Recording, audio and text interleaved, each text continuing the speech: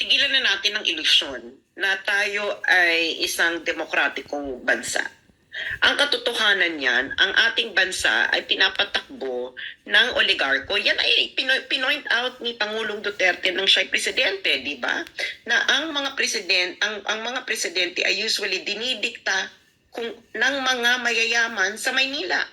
Isa nga lamang anomaly ito si Duterte nung naging presidente ito dahil hindi naman talaga ito close sa mga oligarko. Hindi ba? Pero ngayon ay bumalik ulit tayo sa pamahalaang pinapatakbo uli ng mga kabarkada, kasosyo, kaibigan, at kung ano-ano ng mga oligarko. We're not really a democracy. Okay? A democracy is a country that addresses the general welfare and the interests of the general people. Pero pag makikita natin sa ating mga pulisiya, hindi naman po general interest ng mga Pilipino ang nangingibabaw, kundi ang interest ng mga oligarko na ngayon ay mga kabarkada ng Pangulo at ng kanyang asawa. Hindi ba? Tingnan nyo lamang po ang inyong electric bill. Hindi ba? Yan po ba ay makademokratikong gawain? Hindi ba? Tingnan nyo lamang po ang ating agricultural sector. Hindi ba? Nararamdaman nyo po ba ang demokrasya dyan? Hindi kasi ang demokrasya kasi Admar at MJ, no? Hindi ito isang abstraktong konsepto. Ang demokrasya ay isang material condition ng isang society. Hindi porket na meron kang freedom of speech, sabihin mo na ikaw ay demokratikong bansa. Okay? Habang ang mga karamihan ng iyong mga nasasakupan ay walang access sa healthcare, walang access sa quality education, walang access sa affordable food, walang access sa ang presyo ng electricity ay hindi makatarungan at ito ay pinapayaman lamang ang mga oligarkong mayaman na talaga. Hindi ba? So, itong freedom of speech na sinasabi natin, it must be for something.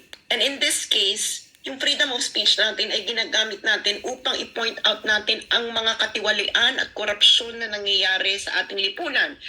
Dahil ayaw matnilat sa hindi. No? Pero sana ito ay i-declare na ng Department of National Defense, ni Gibo Teodoro, at ng National Security Agency, at ng Pangulo mismo, na ang corruption is a national security threat. Diniklara na yan ni Biden sa Amerika na corruption threatens the national security of the United States. Dito sa China, noong umupo ang Pangulong Xi Jinping, ang corruption ay kinonsiderang national security threat. So may makikita, pag ginawa mo yan, magkakaroon ngayon ng war on corruption. Pero anong ginagawa ng pamahalaang ito? Meron silang war on bloggers, no? Na pinamumunuan ng Presidential Communications Office. Pero hindi mo makikita ang Presidential Communications Office o ang presidente o kung sino mga opisyalis na magdedeklara ng war on corruption. Diba? Bakit? Bakit ayaw nila? Ang corruption is a national security threat.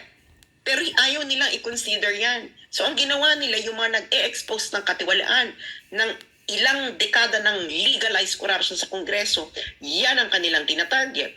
Tingnan nyo nga si Ka Eric saka si Lorraine. Pinakulong pa. Diba?